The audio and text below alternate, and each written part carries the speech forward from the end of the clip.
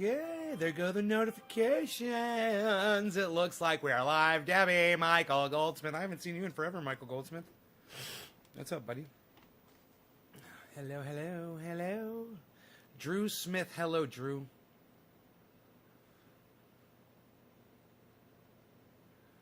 How are you? How are you?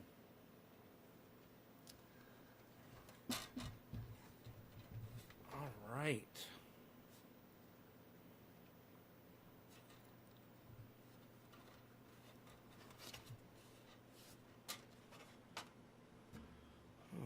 Oh, right. I got this.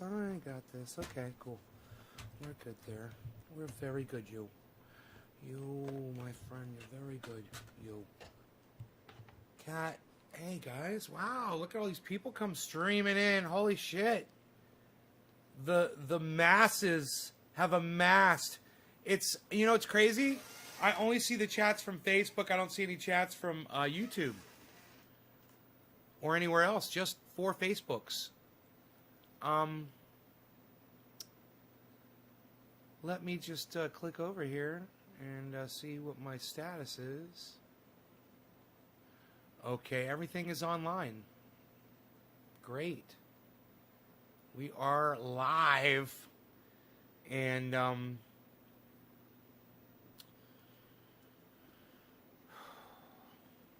why you Beezlin? Why you Beezlin? Camera number 1. Camera number 2. Camera number 2.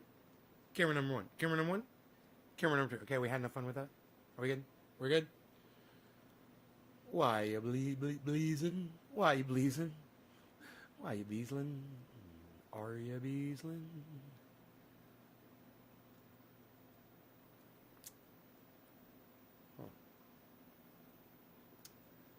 So, yeah, man. Thought I'd go live and do a show. If you're on Facebook, say hello, guys. Go ahead and say hi in the chat so I can see that you're here. We good, you good, everybody good. I got to walk in with Beezl tonight, and we must have hiked a mile in my yard, and we were just trampling all the stuff that that Mark and I just did with the skid steer, you know, it's so nice, man. The hiking roads out there, it's, you know, just when I thought it couldn't get any better, man, it's gotten so much better. It's so awesome. Guys, remember yesterday we were talking about when Bitcoin drops under 50, probably be a good time to buy, and it was under 50 all day today. The end of the day, man, it's come up. Now it's at 50,200. And I was able to send Ron Flacone his gift, which was great. Graham I couldn't do, but I'll be able to do Graham tomorrow. So, and Ron said thank you. He got it. So that's really cool, man. You know, none of that's getting charged to YouTube. None of that's getting, nobody's making fucking cuts off of that. In fact, if I go from Coinbase to Coinbase with them, it's like 0.01 of a fucking penny or something to make the goddamn, to make the transfer. They like charge you almost nothing. Like a percentage of a percentage of a percentage. So, I told you guys that Bitcoin was probably going to do this. And, bro, I got to tell you, I don't know. I have no idea what Bitcoin's going to do. All I know is from what I look at and what I guess. But that's not really good enough. There's a lot of things involved. But, man, I tried to purchase it. The thing is purchasing it at the right time, you know, when it's cheap. Really makes it worth your while. And then I've got a question for Ben over there at BitBoy Crypto. I wonder if he might know the answer. Is it more lucrative or advantageous to give Bitcoin as a gift when it's low in the market value, or is it better to give it when it's high in market value? You know? when you're giving gift Bitcoin. So you've been holding 4,600 since last year? Wow, man. Right on. Evening. That's a lot of money in Bitcoin. Pamela Warm. Hey, Pamela. Dude, $4,600 and you've been holding it? I'm assuming... Oh, Bitcoin. Yeah, I see. I've been holding Bitcoin since last year. Kevin, what's your Bitcoin up to now, bro? Give it low. It will always go up. Give me some when it's low. I mean, give a gift whenever. If it goes up, it does. That doesn't sound like you really know what you're talking about, Kevin. Yes, I bought in April. April of last year. Oh, yeah. So what'd your 4,600 go up to?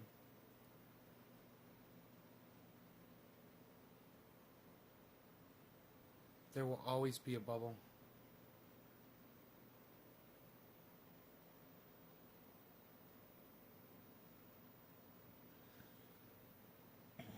I tell you what it's doing right now is just every 10 years there's an inflation bubble of over. Yeah, you said that.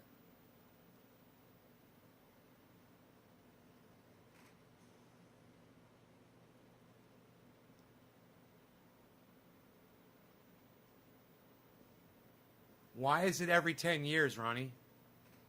That doesn't sound like you really know what you're talking about, Kevin. I'm holding 3.9. What, dude? You got 4 fucking Bitcoins, bro? Dude, that's $200,000, man. Your fucking $5,000 is now worth $200,000. Are you fucking kidding me? This is fucking real talk right here, folks. I mean, it's about time. You know, you got somebody come in here and say, yeah, this is what I did, this is what I got, blah, blah, I got 200,000 in Bitcoin.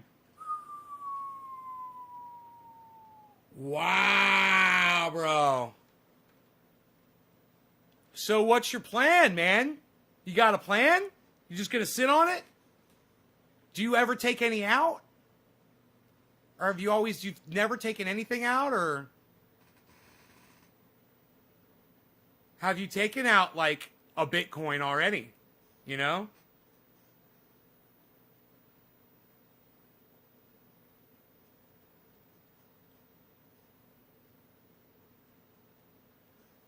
Oh, he said 3.9 coin, you fucking liar. You got 4,600. Okay, it tripled, dude. Okay. It's not $200,000, but it's 13,000, a little bit more than 13 grand. You put in 5,000, and now you got 13 grand. That's fucking still crazy. North Dakota finally passed recreational cannabis in the Congress. North Dakota? Huh. Hey, Carrie, don't call it recreational, all right? Don't be a fucking moron and use the words that they tell you to use. Just call it cannabis legalization or, you know, cannabis regulation or, yeah, I like legislation. Say cannabis legislation. Don't call it recreational cannabis. You're being a fool and you're using their stupid fucking words. So no more of that. All right? All right, Carrie? Free holding 3.9. Yes, made the position free holding 3.9. I don't know what you mean by you made the position free.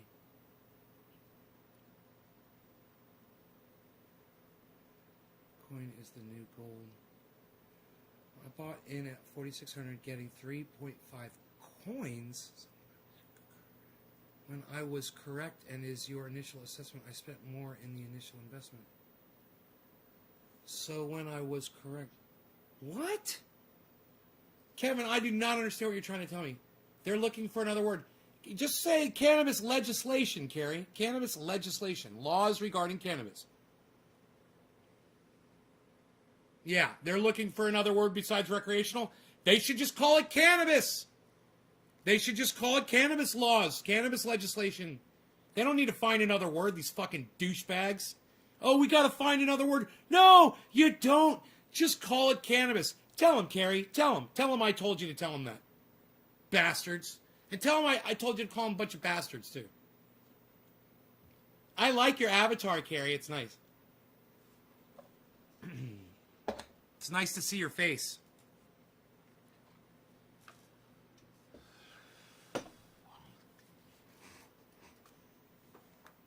All right, I got some shatter here. Shatter. Shatter. Ah, Shatner. I am in space. Space. The final frontier of Shatter. William Shatner. Captain James T. Kirk. Starship Enterprise. 5-year mission. I don't see why Bitcoin is not the new gold standard, and if currency does go digital Bitcoin. Ronnie, because Bitcoin could fail tomorrow. That's why. It's not gold. Nobody is holding on to a chunk of fucking Bitcoin. It's all electronic. And even though all of you, people out there that say, oh, it's blockchain, so it's safe, what about a virus? What about the power goes out?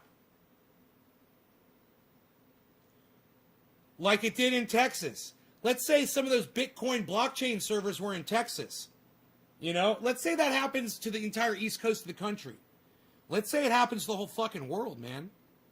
Where's your Bitcoin then? So when I think of my buddy, one of my buddies that watches this show, and he invests in gold, and he says everyone should, he's got something to show for it, and he doesn't have to worry about it disappearing overnight.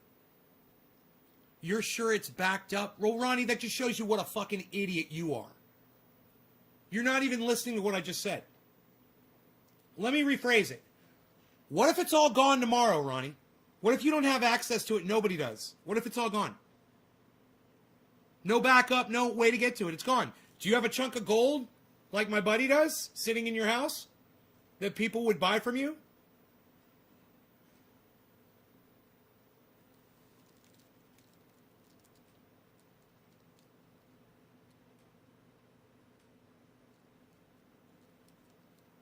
Jason Renzulli?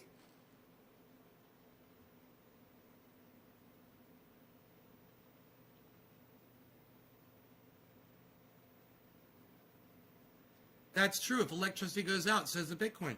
Right, man. You got no power. That's what I'm saying. Let's say a huge fucking storm. Let's say that goddamn volcano goes off. It blocks the sun out, man. You're not going to have access to that stuff. There's probably 10 different things that could happen that could take out Bitcoin. And one of them is something as, I don't know Jason overall. I've never heard of him before. I don't know who that is. Hey, Greg, it's good to see you again, brother.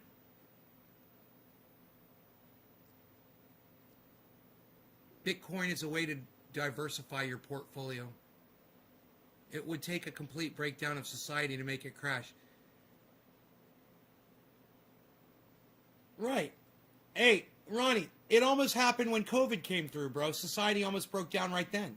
And then when that storm hit Texas, or when that giant fucking storm hit the east coast of the United States and New York lost power, you remember that shit? Things happen, man. Planes crash into the World Trade Center.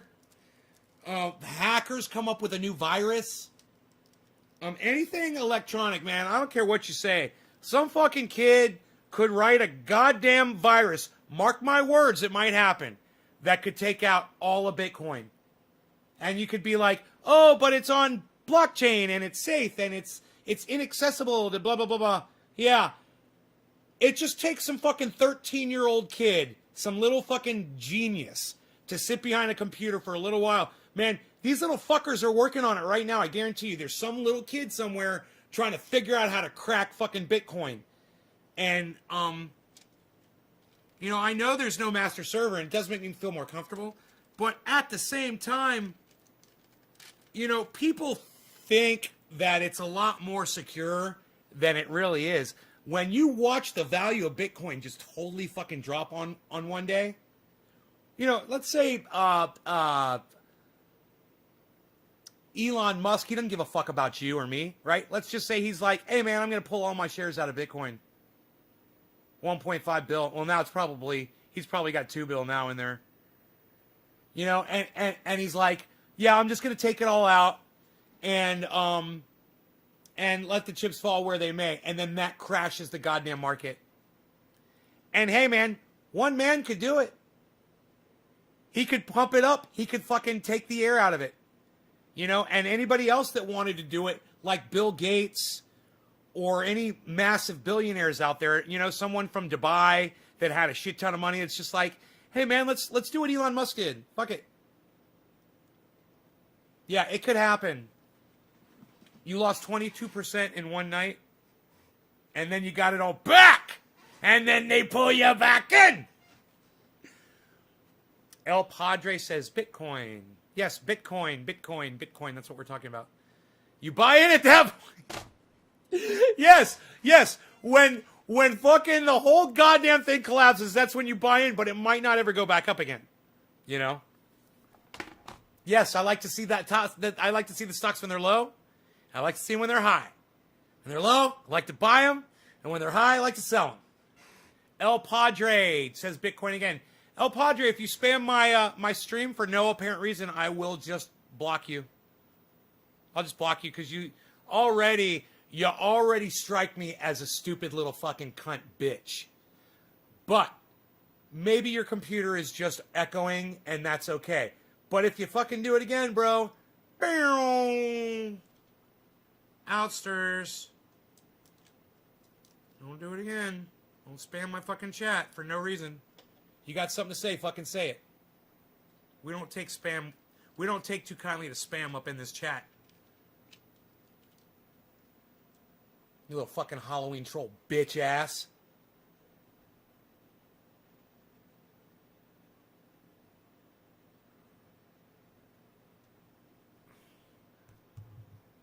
I'm a con man, or maybe I'm a god, zooming around the planet in my hyperlooping car. It doesn't even make sense. You should say, I'm a con man, or maybe I'm a, not God, or maybe I'm a star. Yeah, he's a con man or a star. I'm a con man, or maybe I'm a star, zooming round the planet in my hyperlooping car. El Padre says, how? Wow, nay, cheers. Cheers, dab time. What are you saying wow about? Wow what? Why are you all saying wow? I know you're not all saying it, but why are you saying wow? What? I like the way El Padre is like, sorry. We usually don't get that response from someone that's spamming the chat. That's great, man. It's a great response. You're still here, man. You're still here. Who dropped that first digit?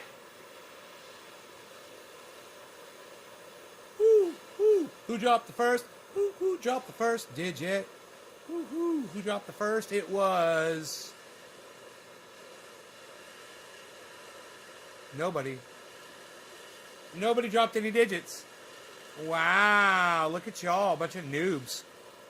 Bunch of noobs up in here. Oh my God, what did y'all get together before the show and said, let's not get nay high? Wow, the entire, wow. It's not a fake name. El Padre? Yeah, it is. It's not your fucking name. Your name's not El Padre. You fucking idiot. You're a goddamn troll bitch. And who's that in your avatar? Who's that little black and white picture in your avatar? Looks like fucking Adolf Hitler. Don't tell me you look like Adolf Hitler. Charles, thank you. Cheers, Charles. You're the first person to drop a digit, bro. And I highly appreciate Charles Wasick or Wasick. Thank you, buddy. Or I'm just going to go with the soft C. El Padre is the father. Yeah, I know what it means. It's not his fucking name.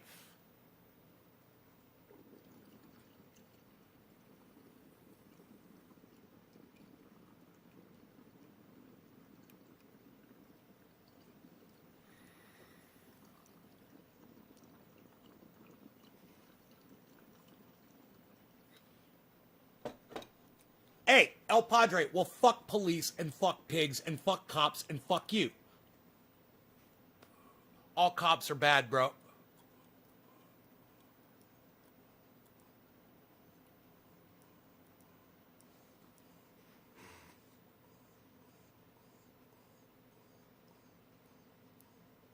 Oh, I was close when I said Adolf Hitler. It's a fucking pig, just the same fucking thing. Like the pigs that let those fucking protesters into the fucking Capitol. Fuck them. If they'd done their job correctly, those people would have never made it to the fucking steps. Fucking idiots. That was actually really tasty. Hurts my throat. But it tastes good. Hurts my throat, though. Because what he looked like? Because he looks like a fucking... Because he looks like Adolf Hitler with a pig hat? Why don't you go by your name and your picture, bro? You know? Like Kevin Stevens. You know? Or Greg Torres, I think. I don't know what Greg is over there, actually. I think it's him. I don't care what you put up for your face. I'm just saying, I can't see you. I know that's not you. I know that's not your name. You're a fucking phony bitch. If you're going to be on social media and you're going to come in my goddamn live stream where I keep it real, I would think that you would keep it real with me too. You know? Show me a little bit more respect than that. I'm coming in with your little fucking troll account.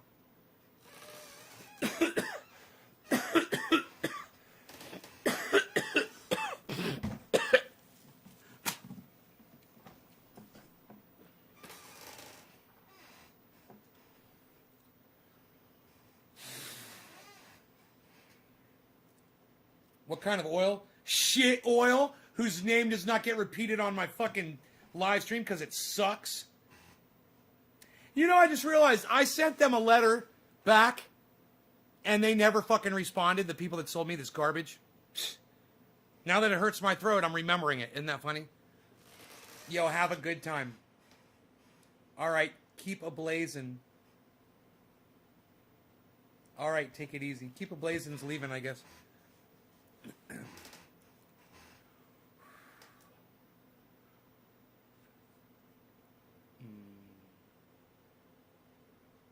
I guess Keep a Blazin' got upset because I couldn't see his face on his fucking live, on his avatar. Did you get upset, Keep a Blazin'? Did I hurt your feelings? Freedom. Freedom.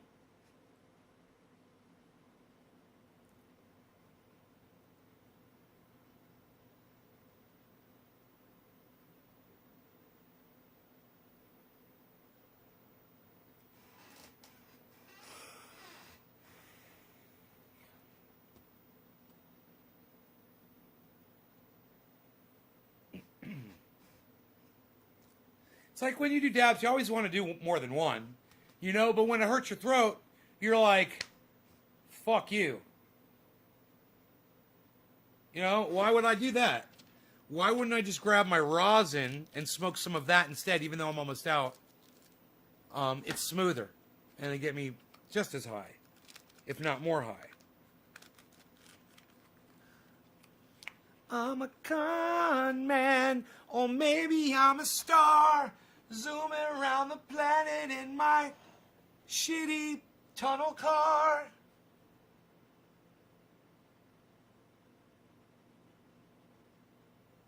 Maybe I'm a god. Psst, he should have said star. Totally would have been better, bruh. Totally would have been better, bruh.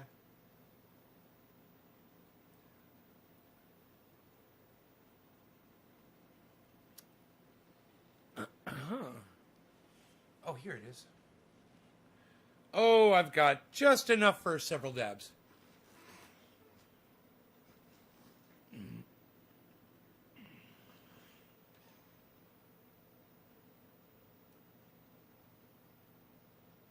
It is a beautiful world we live in.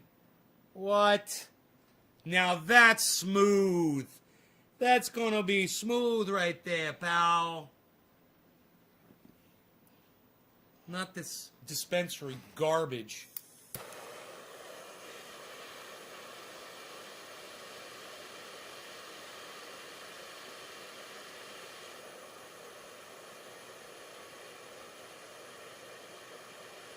Hey, I wonder how my blood pressure's doing. That thing, that watch doesn't check the blood pressure. It doesn't even have a health monitor. It does have a step counter. But, yeah, I was like,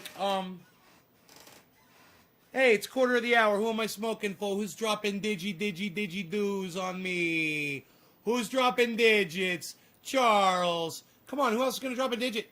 You guys, are you serious? You guys, none of you guys are sharing this video on social media anywhere and dropping a digit in here to tell me that you've done so? Have any of you shared this on social media?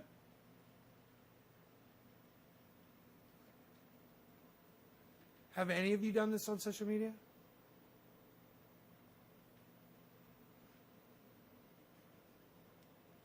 Hey, Doc Collin, Docky, Doc, you saved the dab. Thank you. Cheers.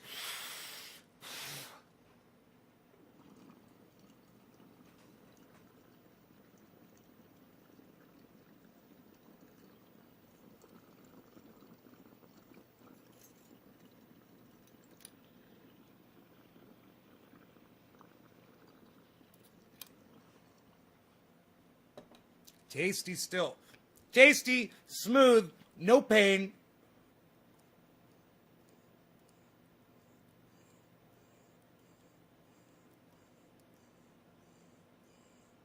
My rosin that I squish is better than fucking shatter. Higher quality.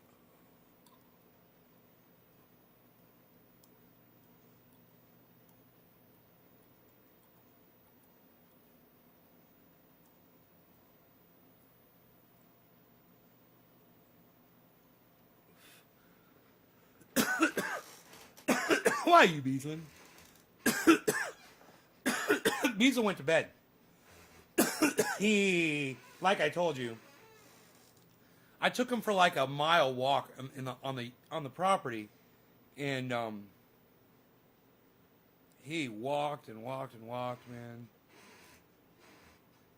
You dropped a 7 earlier? I didn't see that. What? Did I zip past it? Charles?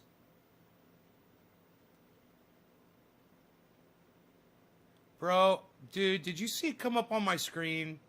Because I don't see it, man. There's Debbie. The very first text was from Debbie, then Michael Goldsmith, then Drew. Bro, if you don't see it come up on my screen, I'm not going to see it, man. You got to know that. If you drop a digit and you don't, and then you got to wait and see if it's on my screen, man. Come on, bump it, you know? Think of something else to say after you type it. Say, yo, I dropped a digit for you, bro. After you drop the digit, you know, push it up there, bump it. Bump it, bump it up, bump it, bump it, bump it up. There's Doc.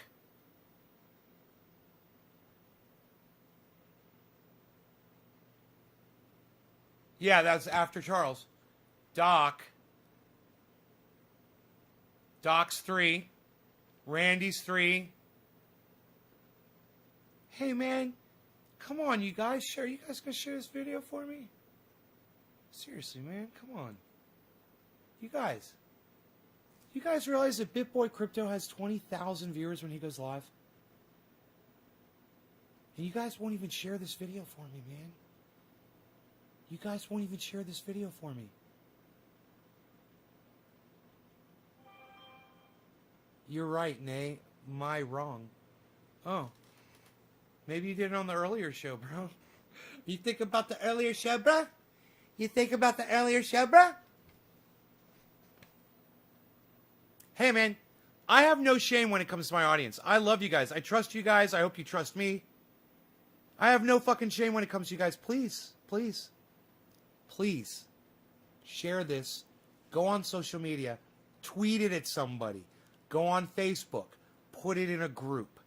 Go on YouTube and make a post on your YouTube channel and say, and put a link to this. And The direct link is youtube.com. Listen to me. The direct link is, you can type this out. It's easy. youtube.com/C/trendyasdabbers/live.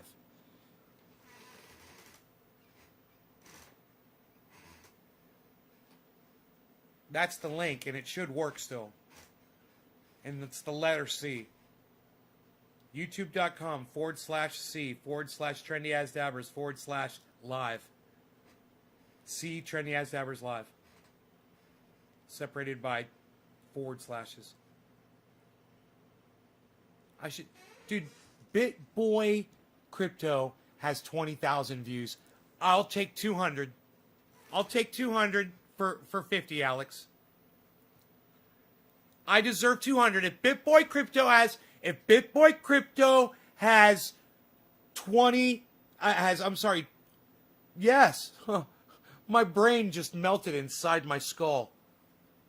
If BitBoy Crypto has 20,000 viewers when he goes live, I should have at least... No, I can have 200. It's not that I should have 200. I shouldn't have 200 because you guys know. You guys know. He shouldn't have 200. I'm not going to share it. No, so I begged you guys. I begged you guys to share this. Well, Chris, when you share it, drop a digit in here. Hit a 3, a 5, or a 7. The 3 means you shared it on Facebook, and Twitter is what it used to be. Well, let's just say the 3 is Facebook. I like that. You shared it on Facebook in a group, 3. You share it on Twitter, 7.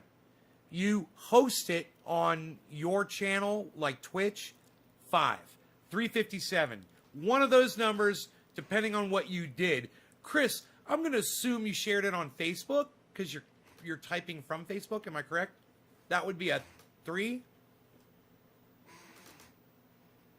Just remember the 3 points of the F. The top, the left, and the right. 3. There you go. That's the 3. It makes it easy for me to find when I'm scrolling through. Like this, Randy Church. He's next, man. Randy Church. We're doing dabs, bro, and I'm gonna end up finishing my dabs. God,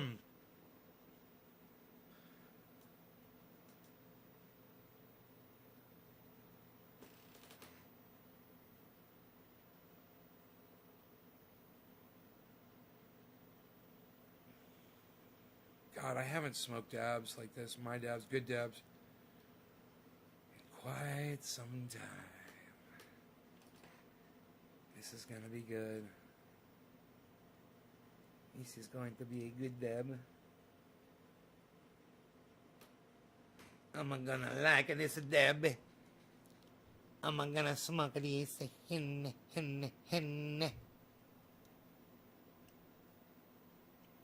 Tiffany. Hi, honey. How are you? I'm sad. People haven't been sharing the video. It's not doing really good. Is your face melty? Is my face melty? You mean, are you making a comment about my Bell's palsy?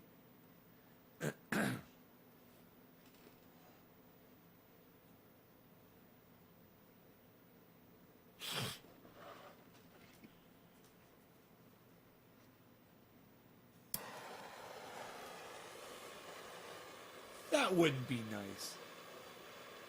I'm sure you didn't mean that.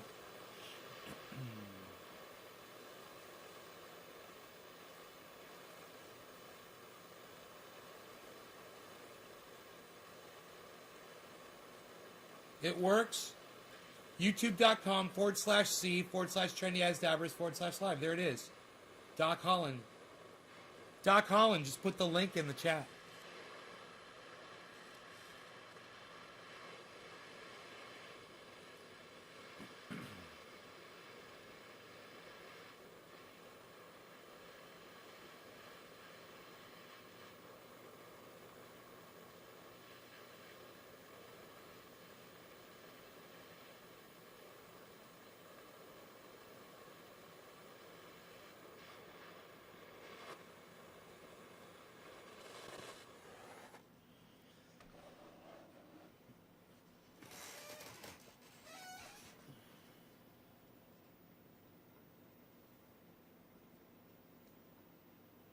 You'll share the video now. 3 groups. Tiffany, thanks. Thank you. You made my life better. I wish more people would share it, man. I can't get viewers unless people share it. I don't know what's up. I don't think people want to see my show, man. I just don't think people want to see my show. You know? There's really no excuse. Except for me and the quality of the show, or the lack of quality.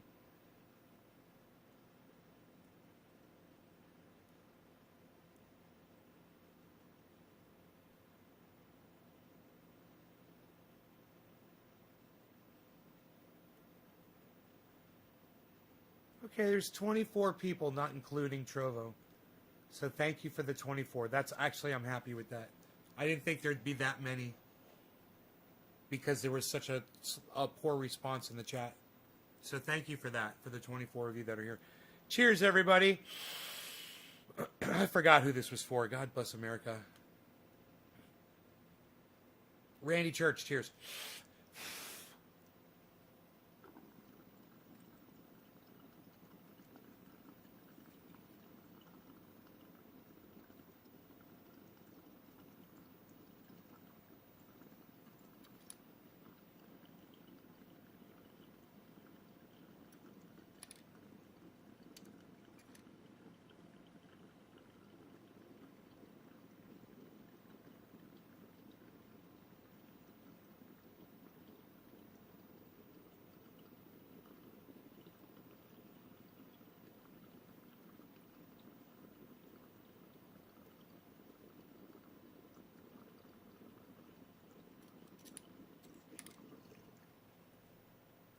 Still smoking.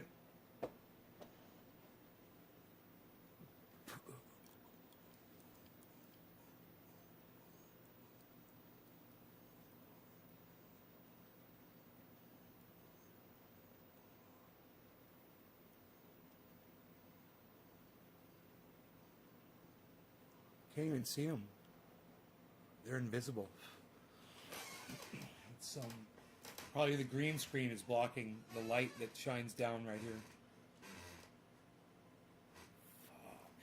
It is. There's a shadow right here on my hand. I can see it.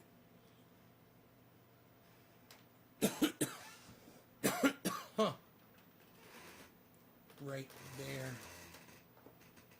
Yep, all of this, it's all shadow. Nick Brown. Yeah, some of you guys, it's not your fault, man. You know, it's not your fault. I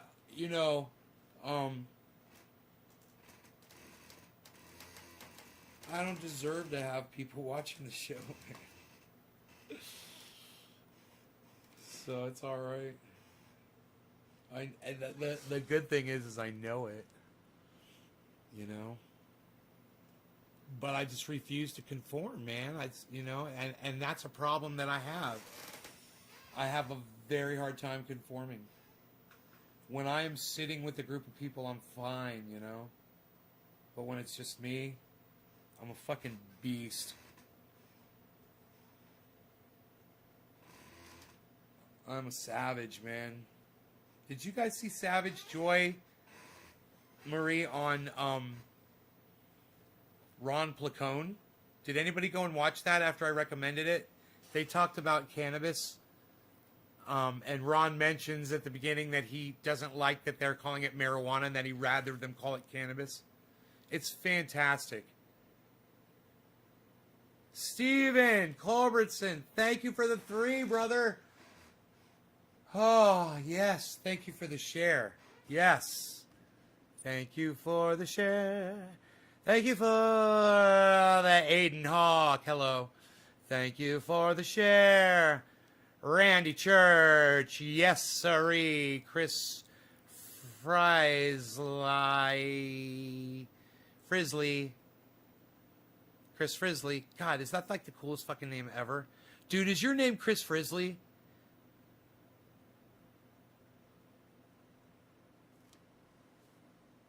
Chris. Is your name Chris Frizzly? Is that really your name?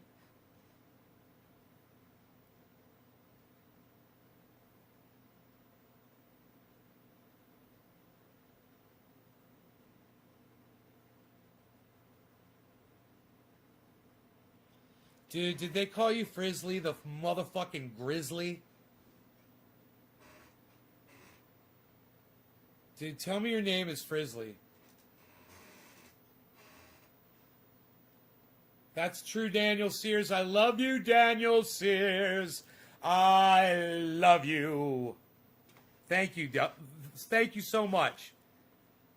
Calling it weed, dope, or anything else degrades it. And calling it cannabis starts a conversation like the one we're having right now. Right, Daniel? Now we're talking about it. All the straight... If you take a 1 gram dab... See, spacebar, that's the problem. Is all the things, spacebar, that I offer you on this show, and you still demand more in order to just hit a button for me. Do you realize that?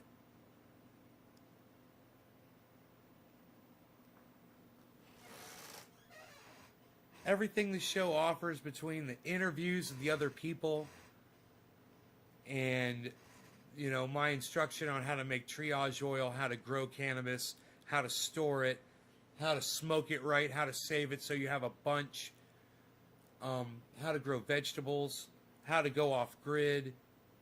None of that's good enough for you, huh, Spacebar? I got to do more for you to just share it, for you to just share the video.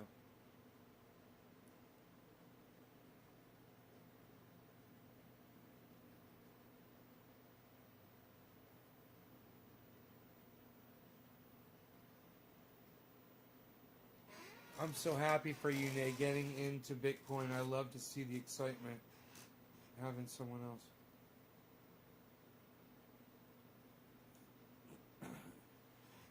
You're excited to see me get into Bitcoin?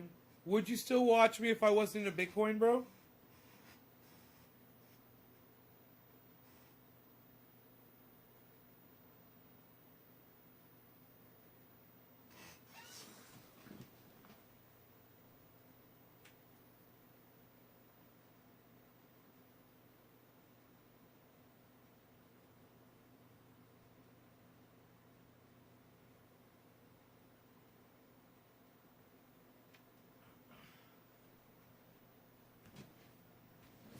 That's what I like to hear. Sorry, Daddy, do you forgive me?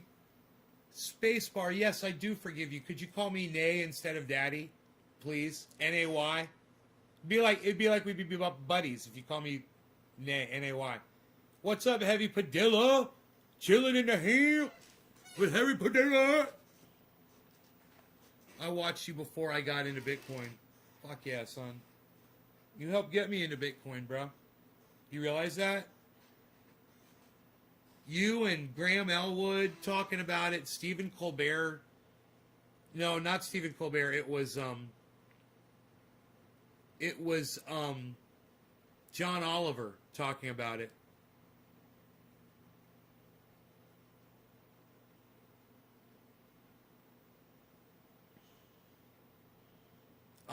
Ron Placone and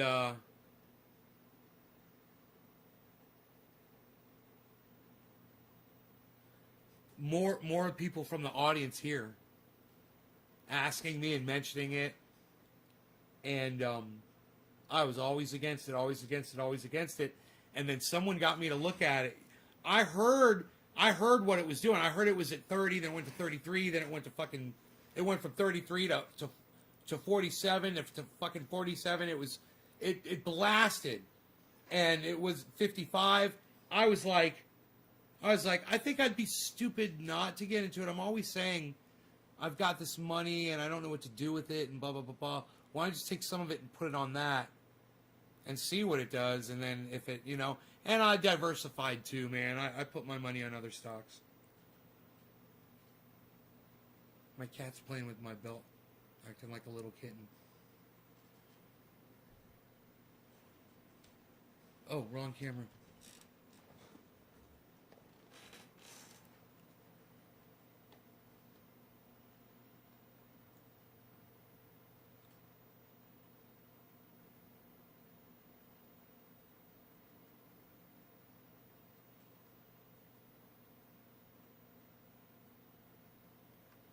like he knows when I put the camera on him, man. Little fucker.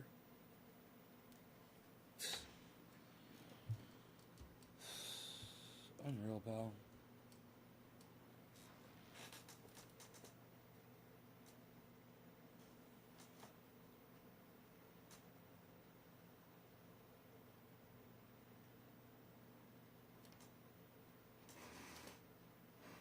Yeah, I know, Killer GB. I know it's been you, but you're not the only one. You're not the only one that's been coming in talking about Bitcoin. There were several people.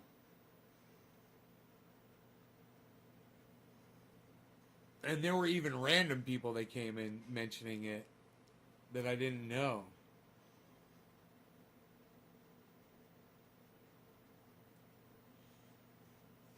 But, you know, you were mentioning it, and I was like, yeah, I know. I'm hearing what it's doing, because it's all over the fucking news.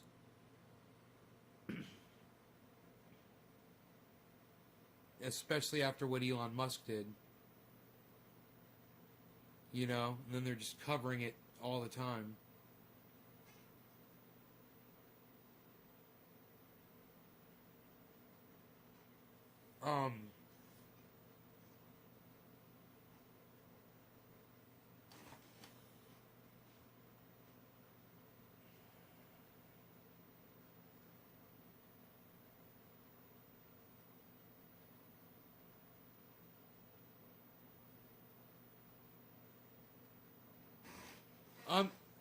Does it, Killer GB, were you here when I asked, does it matter if you send someone a gift of Bitcoin when the market's low or when the market's high? Does it matter to either you or them? Or is it the same regardless what the value is at that time? It's...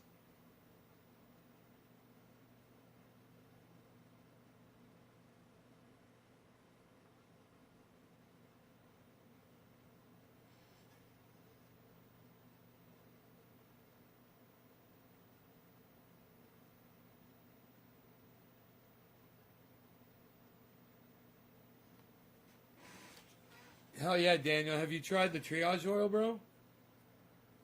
On your knees? I used some on my knee the other day, man. I haven't had pain in it since. It was sore from I was walking. I put it on one time, I think. I think I only put that goddamn triage oil on one time on my knee. I've been, like I told you, I walked a mile today up all over my goddamn mountain. Put these roads in. They're so sweet. Dude, I haven't even taken the rocks around there yet. But I've driven all over it with the quad. It's so nice, man. It's so nice and level.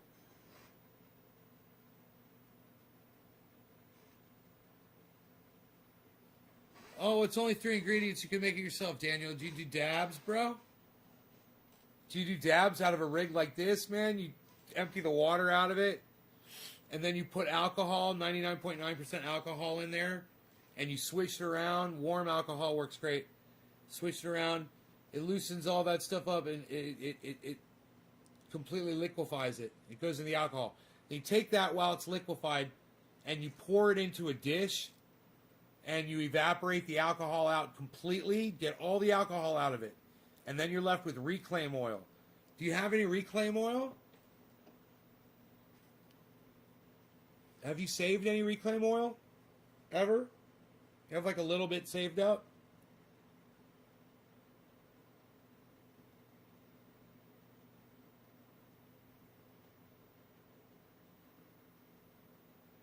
I've been saving reclaim oil since my first house. I did a video in my first house about reclaim oil. Here in California.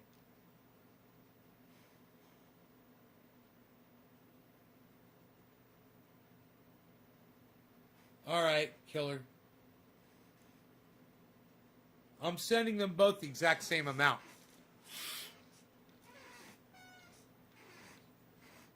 I have some, but not much.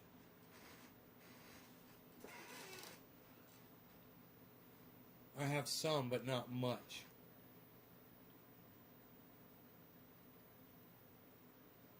Do you have 15 drops of it?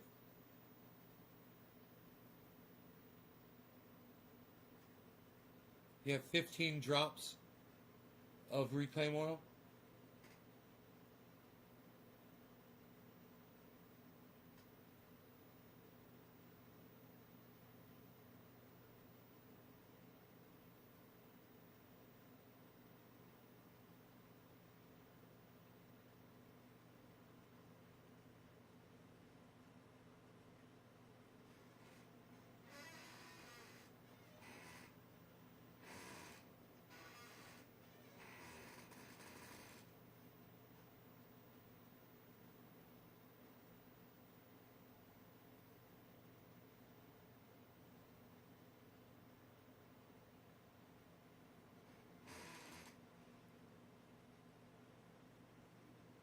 It shouldn't take you long to get it now that you know to save it up if you're doing dabs. I mean, shit, you don't even have to do the reclaim. You could just take the dabs and decarboxylate them 275 degrees for about 10 minutes. You could almost do it with a fucking hair dryer.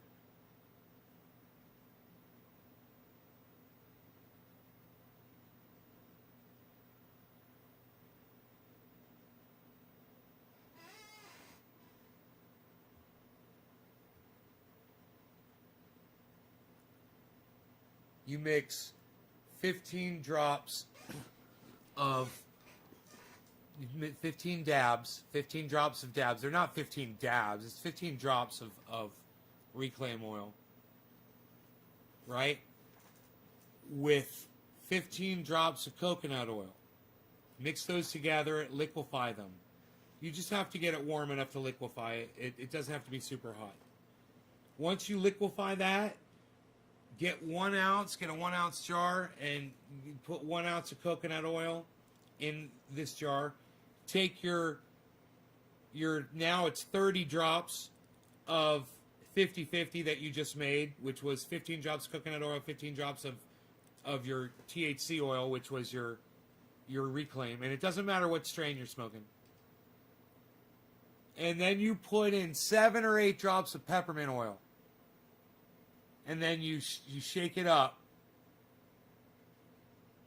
And you've got this.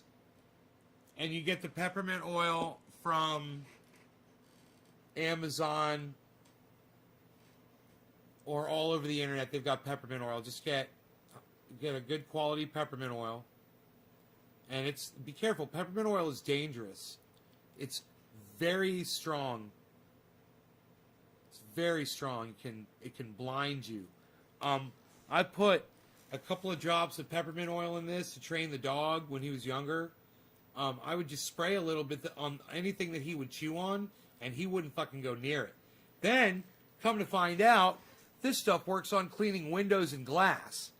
You fill this up with water, you put a little bit of fucking peppermint oil in it, and it streak-free glass cleaner. I don't know if anybody knows about that. I don't know if I made that up. I mean, I know I made it up, but I don't know if people already know about it. But I'm telling you right now, fucking peppermint oil is glass cleaner. It smells nice. It dissipates. And it's streak-free fucking glass cleaning. Here. Check this out. Watch this. Alright? Watch this. Look at how fucking dirty this is. With the fingerprints and the fucking smudges all over it. Watch this shit.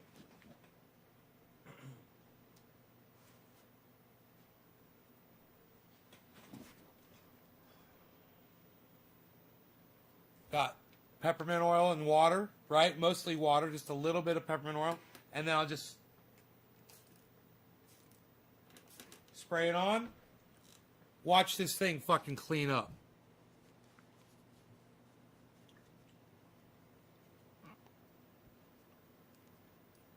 Look at that shit now. Dude, you're reading the logo through the glass.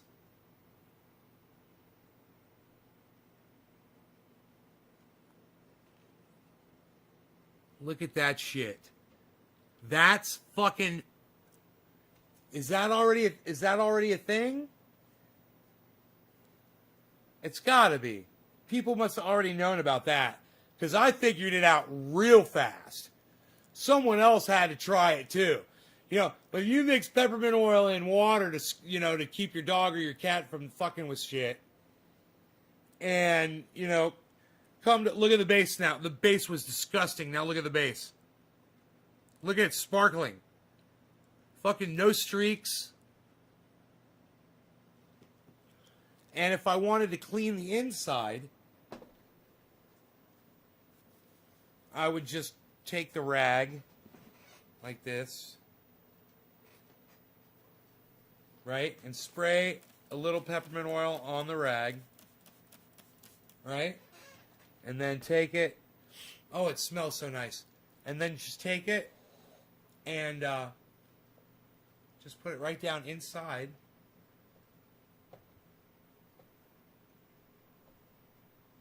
Right? Just like this. Don't press it down too fast because you'll shoot water out of your bowl. And just leave enough that you can hold on to. And then just grab it by the base and just start twisting. And eventually, it won't take long, it'll start spinning.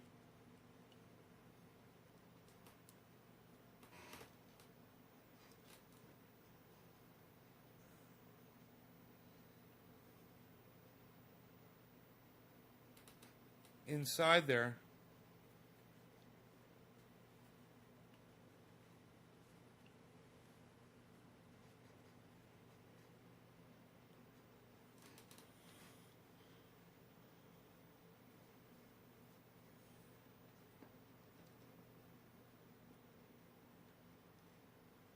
I think there's something down inside. Yeah, I'm gonna have to clean this with alcohol. There's some smudge inside there. There's a little smudge inside there from some resin. Man, it looks nice and clean like that, though. Nice and clean and shiny.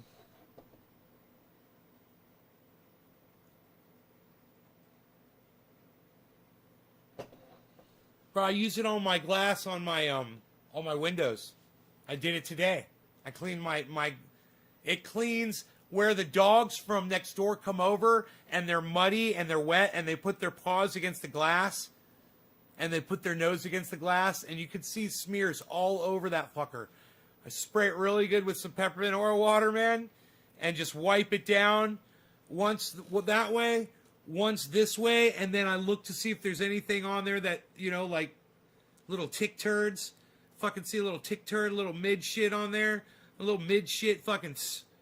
Fuck them midges. You guys know what a midge is? Who knows what a midge is? Who knows what a midge is? I watched Dave Scott. So I think his name is Dave Scott. I know what a midge is now.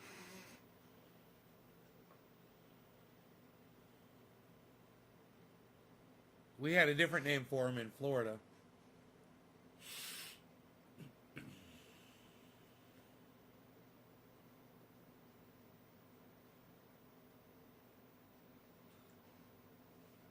No idea, huh, you guys? You got no idea what a midge is?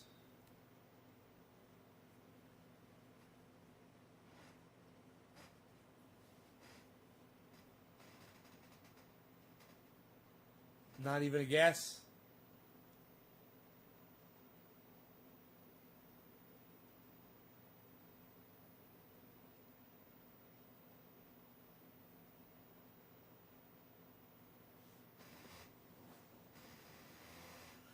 That's right, Killer GB. It's a no-seum. No, Killer GB got it, man. It's a no-seum.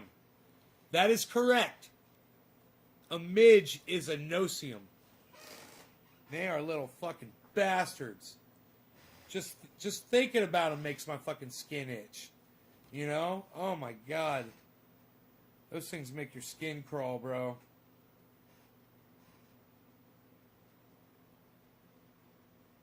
They sting. And, you know, you pretty much could kill them. Man, if you saw what a midge looked like when it's sucking your blood, that's what they're doing. Those tiny little no-see-ums, they're sucking your blood, believe it or not. Bro, I saw a close-up of a midge sucking blood, and I was just totally disgusted. Did you know that mosquitoes in Alaska can kill a fucking newborn calf by literally draining it of its blood? They kill animals like that all the time, mosquitoes in Alaska. You know why they're doing that now? Climate change. You know why I know that? Tim Scott, Dave Scott. Whatever, dude. Whatever this fucker's name is, man. I think it's Dave Scott. Science fucking channel. He's fucking awesome.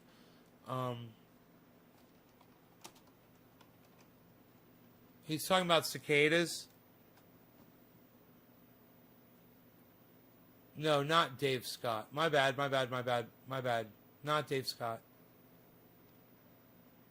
Fuck. What's his name? What did I say? First.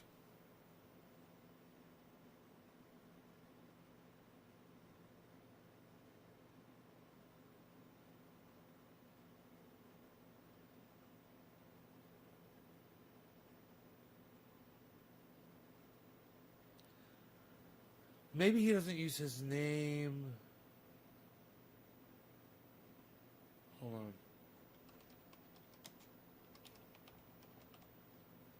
Tom Scott. Tom Scott? No. Michael Scott? No.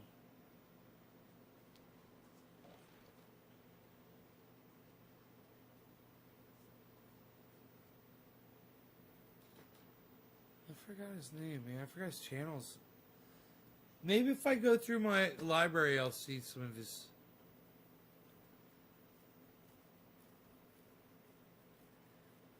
God, dude, Seth Meyers is a fucking moron. He's got no comedic value whatsoever.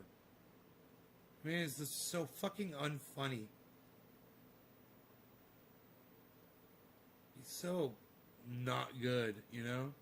I can't think of another way to say it. He's really bad at comedy.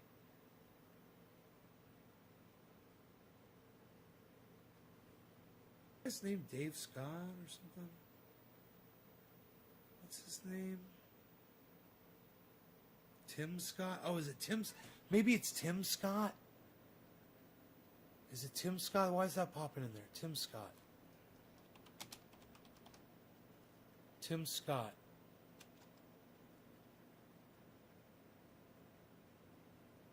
No. No.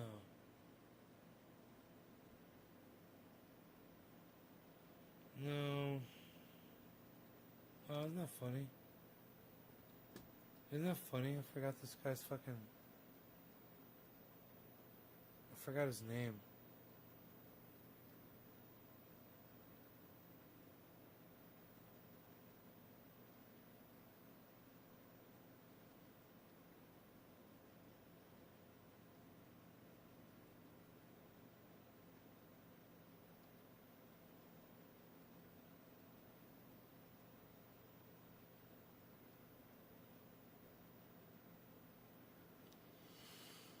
Can't find him in my history, man. Tom Scott? He's not British. This guy's not British. He's American.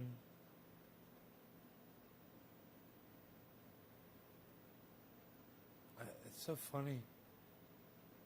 It'll come up. I'm gonna find it any second now.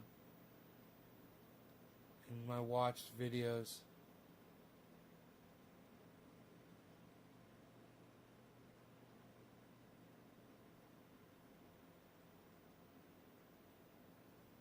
Oh, is it Joe Scott? Dude, I think it's Joe Scott. I think it's Joe Scott. Joe Scott.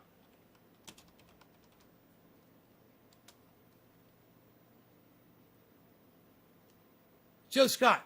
That's it. Dude, this guy is fucking great. Joe Scott. Oh, yeah, here it is. Here it is. Here it is. Here it is. Here it is. You guys are going to love this. You guys are going to love this. You're going to say like, oh, I've seen this guy. You're all going to be like, oh, yeah. This video is brought to you by Curiosity Stream and Nebula. Check out the teaser to my new Nebula original series at the end of this video. Remember the show Silicon Valley? I thought it would be fun to start this video off by talking about what is probably one of my favorite scenes in that entire series. Except for Middle Out, of course. It's in the first season when the Peter Gregory character was still on the show, which, by the way, they killed off that character because the actor died in real life. I didn't realize that. It's pretty sad. Anyway, in the episode, a couple of guys who run a business that Peter's venture capital firm had invested in were coming to him trying to get some kind of loan because they had hit a problem and they were going to have to lay off some people if they didn't get some extra money. So they're in there, they're desperate for money, they're trying to save their business, and he can't stop talking about Burger King. Or, as he referred to it, Burger King. Apparently he was driven by a Burger King on the way to work, and he realized he'd never eaten at one, so he sent an assistant off to get one of everything on the menu. So then he goes on to like spread it out over his entire desk, and he's getting all weirdly obsessive in his little neurodivergent way about it, and the guys are over here freaking out, and then he narrows in on the sesame seeds. And then starts mumbling about cicadas. Cicadas? Anyway, the point is, he connects the dots in his head to figure out that there are only 3 microclimates around the world where sesame seeds grow. And 2 of those 3 have cicada populations, one of which broods every 17 years, and one of which broods every 13 years. And he figures out that next year, in the show anyway, both of these were going to line up, leaving only Indonesia as the only place in the world that has sesame seeds to put on the billions of Burger King buns that would go out around the world. So he invested in Indonesian sesame seed futures and was going to make enough from that to be able to give these guys the money that they needed. It's just such a brilliant solution, and it's a great scene, and of course it got me curious if this was something that had ever happened, because there are definitely 13 and 17-year cicada species, so I started to think, like, has that ever been a thing where those came up at the same time and disrupted agriculture in some way? So I nerded out on cicadas and started doing a lot of research online just because I wanted to know the answer to this, and I found a website that, holy God, if I was nerding out on cicadas, this guy is a cicada super nerd. It's called Cicada Mania, and it tracks different broods of cicadas all around the world. It has a little feature here where you can enter your location and find out when cicadas are going to brood where you live. It has entire pages on different species and their characteristics. Oh, and when you scroll over a link, the cursor, becomes a cicada. This might be the most adorable website I've ever seen in my life, but I can kind of see how somebody can get sucked into this because insect swarms are kind of fascinating. According to the book of Exodus in the Bible, God unleashed 10 plagues on the Egyptians to convince the Pharaoh to free the Jews from their captivity. Water turning into blood, raining frogs, lice, boils, all the greatest hits. And one of them involved locusts. They covered the face of the whole land, so that the land was darkened, and they ate all the plants in the land and all the fruit of the trees that the hail had left. Not a green thing remained, neither tree nor plant of the field, through all the land of Egypt. That was dramatic. But, from a scientific perspective, this may have actually happened. Molecular biologist Ciro Trevisanado is the author of The Plagues of Egypt, Archaeology, History, and Science Look at the Bible. He blames it on the volcanic eruption on the island of Thera, now known as Santorini, in the year 1600 BCE. He told the Telegraph in 2010 that the ash fallout could have caused weather anomalies leading to higher humidity and more precipitation that would lead to more locusts. Although I feel like I should point out that the Thera eruption has actually been blamed for a lot of things over the years, everything from the end of the Minoan civilization to the Bronze Age collapse to the end of Atlantis. I actually went to Santorini a couple years ago. It was the last big trip that I took before COVID hit. It was great. I remember traveling. But weather anomalies have definitely led to locust plagues before. In fact, they're still dealing with the fallout of a swarm last year in 2020 in East Africa and Western Asia. In 2018, cyclones dumped a ton of water on the Horn of Africa, Oman, and Yemen. And this created breeding grounds for locusts that caused all the swarms that happened last year. In fact, the 2020 swarm is one of the worst outbreaks in over 100 years. It was reported that one swarm was 40 kilometers wide by 60 kilometers long. That's big enough to cover the city of Paris 24 times over. Desert locusts are basically a type of grasshopper. What sets them apart from other types of grasshoppers is that they have a tendency to go from a shy, unremarkable animal to a friggin' destroyer of worlds. What, does that sound over the top? Because it's not. Desert locusts, as the name implies, are used to dry conditions. They live sparingly, they're in survival mode most of the time, until it rains. When the rain starts to fall, they basically turn into gremlins and multiply. By the tens of billions. They gather together in what's called the gregarious phase, and this helps them to produce a hormone that causes all kinds of different transformations. They change color from green or tan to a bright black, red, or yellow, and their bodies get smaller, their endurance... And a very important point you guys should realize, with global warming, we're going to be getting more rain events. With more rain events, you might see more of these guys in the near future. ...increases, and their brains grow, along with their appetites. By the way, this ability to change in response to environmental conditions is known as phenotypic plasticity. The females lay eggs together that all hatch in sync, so hey, Jacob. 1 million desert locusts can turn into 1 billion in just a few days. And then once they take flight, they're... All right, Daniel. Unstoppable. Locusts ride the winds and can migrate across great distances. In just one day, they can fly more than 200 kilometers, eating all the green vegetation they find along the way. They can eat their own weight in food every day. Now, granted, that's only 2 grams each, but when you're talking about 50 billion of them in these swarms, that can add up to as much food as 35,000 people per square kilometer. A swarm in West Africa from 2003 to 2005 resulted in $2.5 billion in harvest losses, according to the UN Food and Agriculture Organization. In fact, they call the desert locust the world's most dangerous migratory pest, affecting the livelihoods of 1 in 10 people on the planet. So, why talk about insect plagues? That's why. Now, swarming behavior is pretty common around the world. Fish, ants, bats, even snails get their swarm on. But a handful of animal swarms stand out above the rest, not only affecting people's livelihoods, but decimating crops around the world. So let's start with everybody's favorite parasite, the mosquito. Some fun facts about the mosquito. There's more than 3,000 different species of them. 176 species are recognized in the United States. Some can transmit diseases like dengue, West Nile, encephalitis, filariasis, malaria, and yellow fever. And they contribute to almost 1 million deaths worldwide each year. Now, not all mosquitoes actually bite you. It's only the female ones. They suck your blood for a blood meal so they can get protein to make eggs. And mosquitoes have been around since the Triassic period, so much like cockroaches, they're probably not going anywhere. And like locusts, heavy rainfall can increase the numbers. For example, the inland floodwater mosquito can lay up to hundreds of eggs at a time, and those can stay dormant for up to 10 years. And if at some time during those 10 years there's some extra rainfall and the lakes and rivers rise up enough to cover those eggs in water, they can all hatch at once, releasing millions of mosquitoes all at the same time. Fun! Oh, and do you know which state has the worst mosquito problem? It's not what you think. And it's not Texas, even though we love to complain about our mosquitoes here all the time. No, it's Alaska. Which kind of blows my mind. I always think of mosquitoes as being tropical. But yeah, Alaska has over 35 mosquito species, and their swarms are so huge they can actually disrupt animal migrations. Caribou especially, because the swarms can actually cause them to go away from their normal feeding grounds, which can lead to malnutrition and extra stress, which reduces their population. Mosquitoes have actually lowered the population of caribou in Alaska. Now, why are there so many mosquito species in Alaska and other Arctic regions? 2 words: climate change. In a study published in the Proceedings of the Royal Society B in 2015, researchers found that mosquitoes are very responsive to environmental temperature changes. They said, quote, a warmer spring and earlier pond thaw in 2012 resulted in a mosquito phenology that was advanced by 2 weeks relative to 2011. In fact, they found that for every 1 degree Celsius increase in temperature, the amount of time the mosquitoes need to grow decreases by 10%. And that means less time exposed to predators. The faster they go through these life stages, the better off they are, one of the researchers, Lauren Kohler, told National Geographic. If you're only exposed for 20 days instead of 24, that's good for you. That's 4 days you don't have to worry about being eaten. Not so much good for the caribou, though. Depending on where they are, they might run to higher ground, or they might run to windier areas, or areas with more snow and ice, coincidentally areas that have less vegetation to eat. And also, the earlier arrival of the mosquito, because of the warmer weather, actually coincides with the birth of new caribou calves. And yeah, this is how bad the mosquitoes are up there. They can swarm a caribou calf and drain it of all of its blood. Make sure you pack some off next time you go to Alaska. Or Louisiana after a hurricane. Yeah, last year in 2020, along with every other disaster that we had going on, Hurricane Laura unleashed massive numbers of mosquitoes, enough to kill deer, cattle, and horses. An agricultural expert named Jeremy Hebert claimed that he'd never seen anything like it in his life, and that, quote, as soon as you would walk outside, your legs would turn black from the sheer amount of mosquitoes. Ugh, mosquitoes are the worst. Sort of on that same note, here in Texas every year we get swarmed with crane flies, which are harmless, but they look like giant mosquitoes. In fact, sometimes they're called mosquito hawks. They're also often inaccurately called mayflies. But mayflies are something else entirely. In June of 2019, meteorologists noticed a massive dense storm on their weather radar on top of Lake Erie, even though there weren't any reports of any rain there. That's because it wasn't a cloud. It was a mayfly swarm. There are more than 3,000 species of them worldwide, with more than 700 species in North America alone.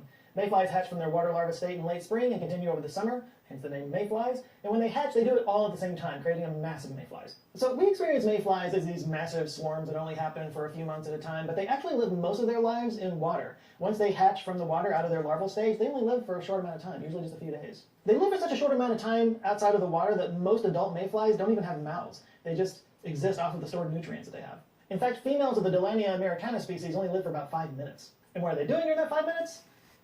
Shagging. Lots of shagging. I mean, if you only had 5 minutes to live, what would you be doing? Mayfly swarms are basically colossal orgies. Orgies so big that some towns have had to close down roads, cars have been damaged, and some cities have to turn off their lights. It's like your mom's in town. After mating is completed, the male dies, the female then goes off to lay her eggs in the water, up to 3,000 eggs at a time, and then she dies too. Talk about going out with a bang. But enormous swarms of mayflies are actually a good thing. It's basically an all-you-can-eat buffet for birds and other wildlife. A study published in the Proceedings of the National Academy of Sciences in 2020 found that, quote, a single emergence event can produce 87.9 billion mayflies, releasing 3,078.6 tons of biomass into the airspace over several hours. Yay, massive orgies! It's also good news because it means our aquatic ecosystems are healthy. Since mayflies spend most of their lives in the water, they're really sensitive to pollution, which can compromise their ability to reproduce. In fact, you can kind of tell how clean the water is by the size of the mayfly swarms. Unfortunately, it appears that the mayfly populations are getting smaller. It's actually gone down by 50% in some areas. Oh no, smaller orgies. A couple of suggested reasons include, of course, climate change. It's thought that the warmer temperature might reduce the oxygen levels in the water, and fertilizer runoff from farms triggering algal blooms that put toxins into the water. Whatever the cause, it's not looking good. According to that study I just mentioned, quote, if these population trends continue, persistent environmental changes could threaten to once more extirpate Hexagenia mayflies from North America's largest waterways, making this ephemeral spectacle and its vital ecological functions a thing of the past. Hashtag save the orchies. Next up, let's talk about midges. Midges are kind of tiny little flies, most of them are harmless, but we're going to talk about one specific family, Ceratopogonidae, also known as the biting midge. Look at that. For various reasons you can probably Look at that fucking There are thing. more than 4,000 species of them, with more than 600 species in North America. Also known as no-see-ums, 5-Os, and punkies, biting midges may cause itchy skin lesions and allergic reactions, and they primarily develop in wet or marshy soil because, like mayflies, they spend their larva stage in fresh water. But unlike mayflies, they spend their time outside the water much longer, from up to 2 to 7 weeks. And they do have mouths. Like mosquitoes, it's the females that do the biting, again, for protein, for egg production. And some species pick certain other species to feed off of, and some of them are more general. The feeding periods are different among the species, too. Examples include the Leptoconops species feeds during the day, the Culicoidus species starts at dusk and continues throughout the night, and certain species in the Culicoidus genus, which like to bite humans, are often attracted to light and will enter homes to feed. And what drives those midges to swarm? You guessed it, Frank Stallone. There's probably just like 5 people that are old enough to get that, but I don't care. No, they do it for reproduction. It's that whole thing again. According to Dr. Henry Disney from the University of Cambridge, males will produce a sound and a smell signal to attract the females, and they'll usually swarm around a certain object, so they have a point of reference. According to Dr. Disney, sometimes they gather in such numbers that they make huge towers. So many midges once swarmed the Salisbury Cathedral that a fire brigade was called because it looked as if the spire was swathed in smoke. And it turns out there's some really interesting math involved in midge swarms. Other swarming animals like birds and fish or herding mammals exhibit something called global order. That means that most of the members retain a uniform distance from each other and their changes in direction and velocity are common. But midge swarms are different. This was brought forth by U.S. researcher Akira Okumbo back in 1986. Okumbo showed that midges move randomly in direction and acceleration in a swarm. Still, the swarm remained a swarm because of the nature of randomness. Okumbo also showed that a midge's inward acceleration increased in inverse proportion to how far it was from the center of the swarm. He described the swarms as self-gravitating systems. UK physicist Andy Reynolds added to that work in a paper in... Dude, did you see that fucking swarm they just showed? Of midges? Oh my god. Direction and acceleration in a swarm. Still, the swarm remained a swarm because of the nature of randomness. Okumbo also... Oh my god. That's a fucking swarm of midges, man. Dude. Could you imagine being in the middle of that? Breathing them fuckers in? You're breathing them in. Could you imagine if you were in that?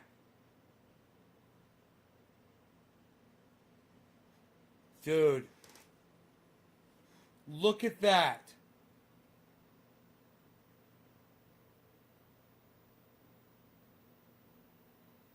Oh my god. So Joe Scott's channel rocks. You guys, you should all subscribe to Joe Scott and let him know Nays Garden sent you. Not that he cares. He's huge. He's wower than Harlem, baby. He's got fucking 1 million subscribers. He's wower than Harlem, kid. You know what's up. You know how we do. Showed that a midge's inward acceleration increased in inverse proportion to how far it was from the center of the swarm. He described the swarms as self-gravitating systems. UK physicist Andy Reynolds added to that work in a paper in 2018 where he used the Langevin equation as a framework. That equation is used to describe Brownian motion, which is basically how colliding particles appear to move randomly in a fluid. And he discovered some interesting results. For example, that these swarming systems actually behave the same way as star clusters and gravitational systems. His research also showed why weather conditions don't disrupt a swarm. Displace a swarm with a gust of wind and it behaves like a solid despite all that empty space, Reynolds told Cosmos magazine. The swarm consists of a dense inner core and an outer vapor phase with strange thermodynamic properties. So, why do species swarm? There's a few different reasons, including protection. Grouped together offers the appearance of a larger entity, helping to reduce the risk of any one individual being harmed by a predator. It also saves energy. Moving in the same direction helps to share the effort when fighting against air or water resistance. And of course, reproduction, because it's easier to find a mate in a group setting. Swarms also accomplish tasks that are difficult for an individual to perform, and what happens is you get sort of an emergent swarm intelligence out of it. And this collective intelligence can often achieve results and goals that one individual wouldn't be able to do by themselves. So if at any point during this video you were wondering, why somebody would study why midges swarm, like who would dedicate their lives to this, why would they do that? Well, that's why. Because there's a lot that we can learn and apply when we study how emergent intelligence comes out of very simple creatures following simple directions. For example, learning about swarm behavior could help finesse drone or robot behavior, maybe even help control how information is spread through social networks. According to Dr. Maria Orsagna, bats can teach drones how to navigate confined spaces without colliding. Fish can help design software for safer driving. And insects are inspiring robot teams that can assist search and rescue missions. And with 7 billion interconnected people on this planet, it's kind of hard to argue that we're not swarm animals ourselves, especially when it comes to our sharing of information. Collective swarms of human behavior can lead to destructive mobs or spreading of misinformation. Or our collective behavior can produce breakthroughs in science and technology that can improve the world in a myriad ways. Understanding swarm intelligence can give us a better handle on which direction we could go as a species. So, maybe there's something we can learn from those little bloodsuckers. By the way, I mentioned at the beginning of this video the locust problem they're dealing with in Africa. They're still recovering from that big swarm from last year. Well, if you would like to learn more about that, I can highly recommend the show Locust Swarm on CuriosityStream. Part of the Bright Now series that covers all kinds of global topics, Locust Swarm looks at the issues around the desert locust in the Horn of Africa and the Middle East, as farmer scientists and UN bureaucrats work to combat swarms of up to 50 billion locusts that can consume as much as the entire nation of Kenya in one day, and how they're relying on ancient as well as modern techniques to turn the tide. This is, of course, just one of thousands of documentary series that you can find on CuriosityStream from some of the best documentary filmmakers around the world. It was created by the guys behind the Discovery Channel, so you know it's legit. Plus, when you sign up for CuriosityStream, you get free access to Nebula, the streaming service I'm a part of, as well as many of your other favorite science communicators. It's where you can watch our videos ad-free, and it's also the home of exclusive Nebula originals that you can't find anywhere else, including, drumroll please, my own Nebula original series that I can finally reveal to you guys. It's titled Mysteries of the Human Body, and here's a sneak peek. The human body. Chances are you have one, and you probably think you know it pretty well. But have you looked inside? Some weird stuff going on in there. From our earliest days, we've been trying to understand the human body. What makes it work, how we can make it work better, why do things go wrong? Okay, I'll probably get in a lot of trouble for this one. That's got to go away.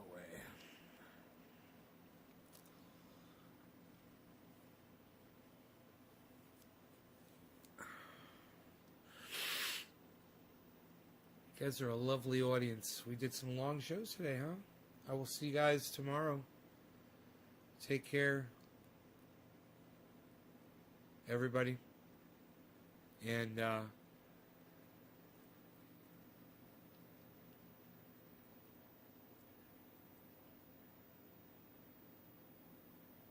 check out my friends Ron Placone and Graham Elwood. Go watch their shows. They're fucking awesome. Check out their channels on YouTube. Ron Placone, Graham Elwood. Ron Placone, Graham Elwood. Ron Placone, Graham Elwood. Check out Graham Elwood's movie on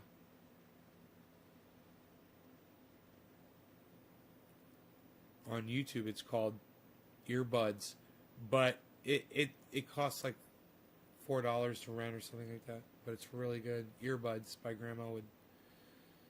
Check out LucyandRon.com for some good comic strip entertainment from Ron Placone. LucyandRon.com. All right, you guys, take care. I will see y'all later.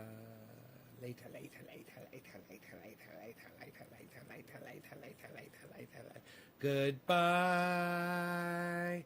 Goodbye. Goodbye.